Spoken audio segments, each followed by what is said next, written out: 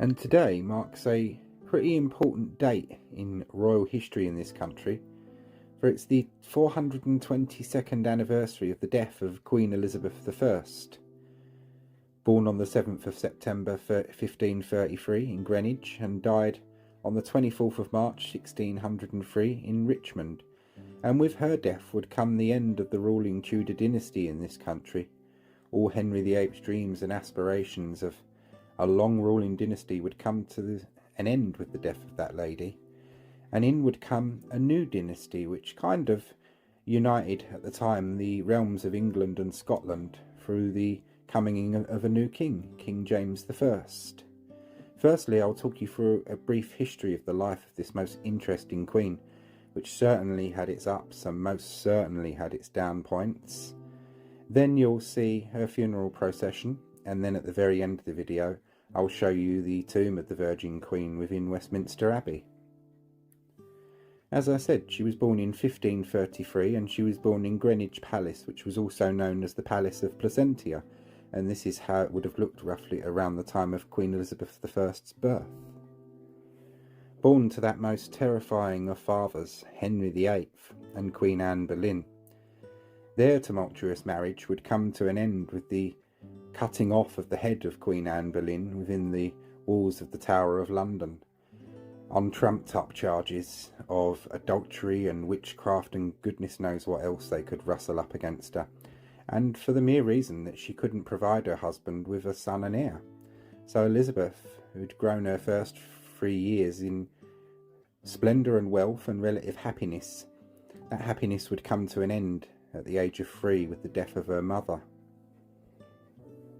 And here we see a rare portrait of the teenage Queen Elizabeth prior to her accession, and if this is an accurate likeness of her, then she wasn't a bad looking lady, was she really?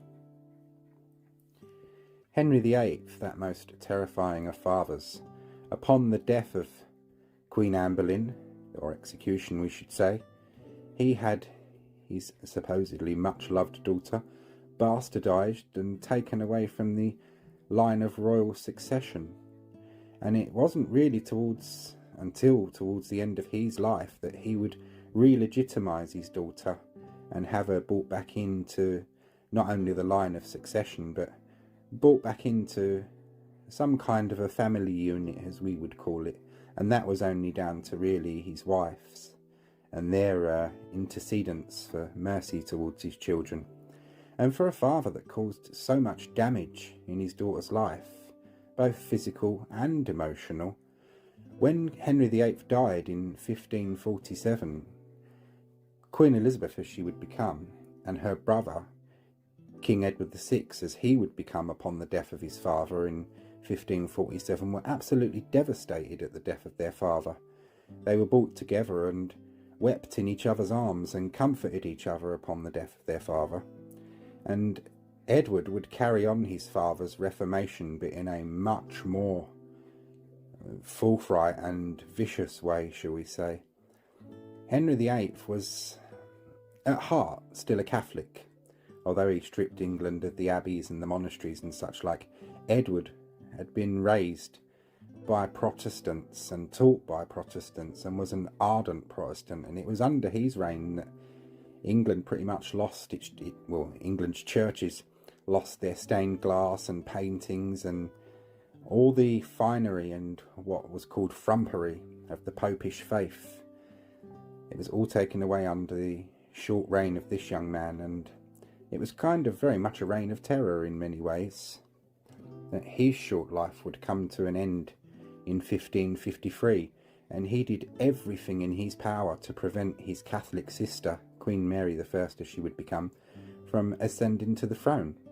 And his little way of doing that was to rewrite his will and pass new laws, and he had his heir made as Lady Jane Grey, who would become known to history as the 9 Days Queen, who we see here.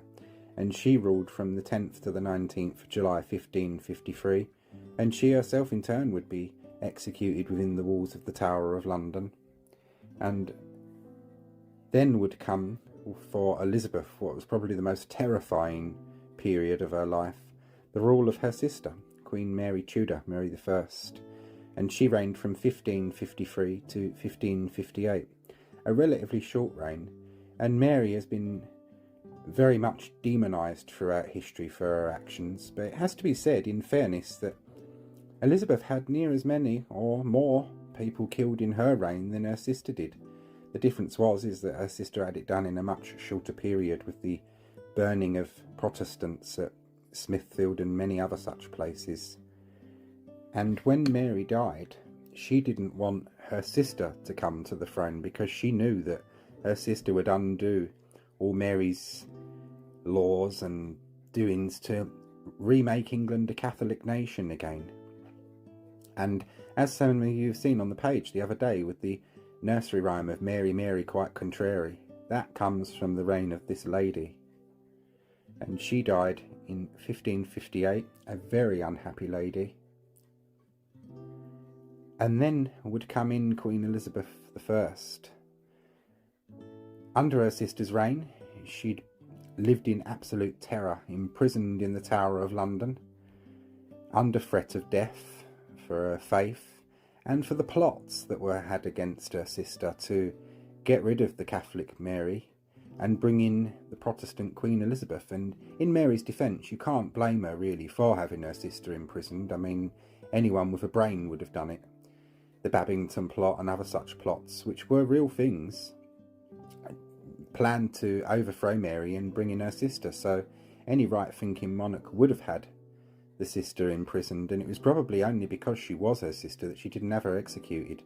Elizabeth was imprisoned within the Bell Tower in the Tower of London, overlooking Tower Green, where her own mother had been executed, and it would have been a brutal and subtle reminder of what could happen to that young lady if she didn't conform. And here we see a portrait of the young Elizabeth on the left, and one of the modern recreations from a portrait to show us very much what she would have looked like at the time, and as I said, not a bad looking lady. And this is the Tower of London in Tudor times, as it would have been, where Elizabeth was imprisoned and feared death every day that she was imprisoned there, and where she would form one of her greatest friendships and love with Lord Robert Dudley. They're supposed to have met within the Tower of London, and when Lord Robert Dudley was eventually released, he sold a good piece of land to aid Elizabeth, and she never forgot his loyalty or his friendship. And custom to those times, every monarch would spend their first night as monarch within the Tower of London, then they would ride out to Westminster Abbey to be crowned. And when Elizabeth did ride out to be crowned at Westminster Abbey, on her journey, she raised up her hands to God and to heaven, and gave thanks to the Lord for raising her from the prison to the palace. Here we see a portrait of the Queen, about mid-reign, very sumptuously dressed. She had over 3,000 dresses at the point of her death, and probably more pairs of shoes than that as well. She liked her finery, and she knew well that, and said so as well, that majesty makes the people bow. She kept a close guard and control of her image all her life, particularly when it came to portraiture. She never wanted to be seen as weak or old. Being a woman on the throne was a tricky business in those days, because England, until her sister, had always been ruled by men, so Elizabeth had to prove herself as something more than a woman. The great Tilbury speech that I have the heart and stomach of a king, and of a king of England too, had to ring true for that lady, and she couldn't show weakness lest she be overthrown. And here we see a portrait from probably what is the greatest triumphant part of her life, the portrait commemorating the defeat of the Spanish Armada in 1588. The windows to the left, you can see the English fleet in its victory, with the Tudor Crown Imperial just below, which was destroyed in the reign or era of Cromwell and his protectorate, and the window to the right shows the Spanish ships being wrecked by what at the time was called the Protestant wind. And there is a medal cast with God blowing from the sky with a wind, and the tableau of he blew with his winds and they were scattered.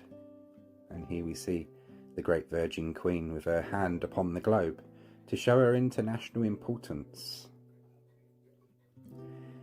Elizabeth's life would come to an end at Richmond Palace on this very day, the 24th of March, 1603, and she fought death like a beast.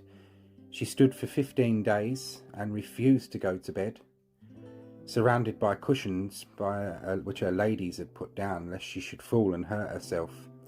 Eventually she agreed to go to bed, and here we see a scene of one of her courtiers. And what we have to remember, to talk of the death of a monarch, or even imagine the death of a monarch in those days, was treason. To talk of it was treason, and to imagine it was misprision of treason. So no one dared ever do such a thing. But this man here, kneeling, eventually would tell the Queen that she was dying, and though she had been a great queen on earth, she must soon forfeit her crown to He who is on high, the King of Kings, and that she would rule in heaven as a queen. And she died at the age of nearly 70. She was 69 at Richmond Palace. And here we see Richmond Palace as it would have looked around the time of Queen Elizabeth's death. And as I said, she kept a strict hold on portraiture in her life. All portraits painted of the Queen would have to go before her eye and be given the yay or nay, shall we say, and she was always in a bid to have herself depicted as a young and vibrant woman. Any portraits showing her looking old or weak were destroyed, and this posthumous portrait, which wasn't done until 6 years after her death, is most likely the most accurate likeness we're ever likely to see of good Queen Bess towards the end of her life as an old lady, and it's known as the Time and Death portrait. You've got Father Time to the left and King Death to the right, and angels bearing her crown above her head. And that's our brief history of the life of Queen Elizabeth I. Now you're going to see a funeral procession, which for a very great queen required a very great funeral. And then you'll see the tomb that was set up for her. She was originally buried in with her grandparents in their tomb, Henry VII and Elizabeth of York, but when King James came in, he wanted to be buried with the founders of the Tudor dynasty, and he had Queen Elizabeth moved into the tomb of her sister, into a side chapel of the Lady Chapel. And that is where she rests till today. And he had a very great fine tomb built for her, which you're going to see at the end of the video. But now you'll see the funeral procession of Queen Elizabeth, good Queen Bess, the Virgin Queen, Gloriana, just to name but a few of the tableaus that were given this lady. So I hope you've all enjoyed the brief history. You'll now see the funeral procession, and then lastly you'll see the tomb.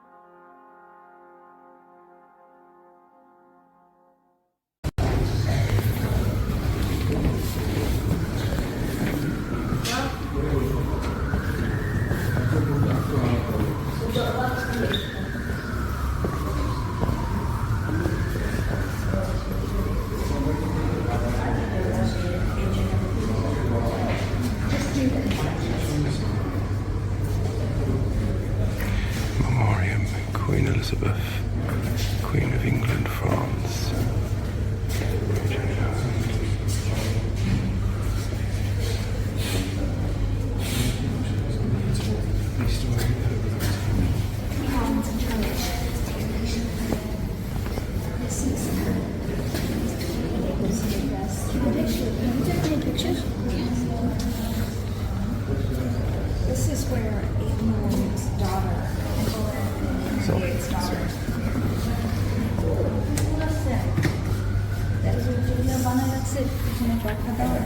Elizabeth and Mary, although they never got on in life, are buried side by side.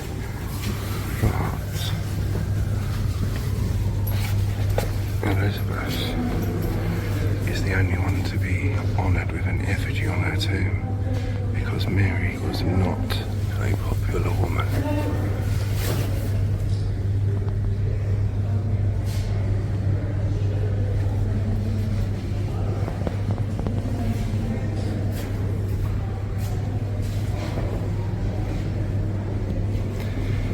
When James I came to the throne of England through Elizabeth, one of the first things he did was to make sure that she got a very splendid tomb.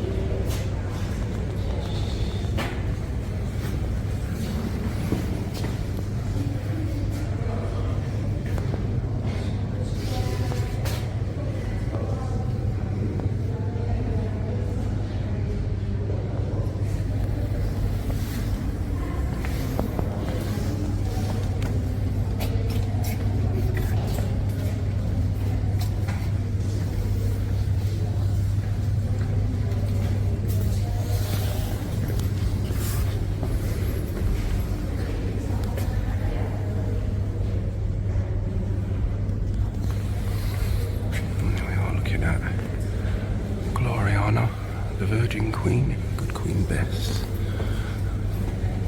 She was known by all of those nicknames and pseudonyms.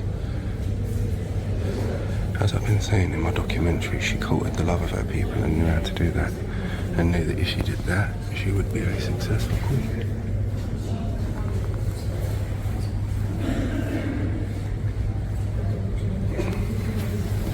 I do sometimes wish that I was taller.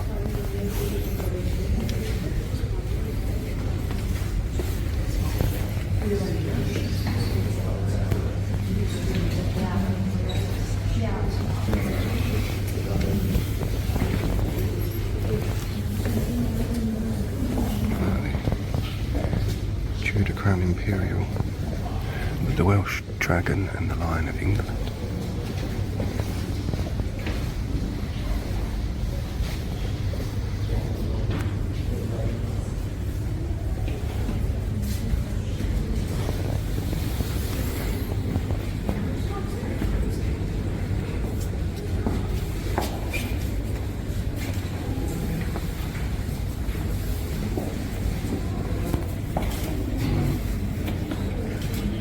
Yeah, a lot of people were killed in both reigns. An awful lot in the reign of Queen Mary.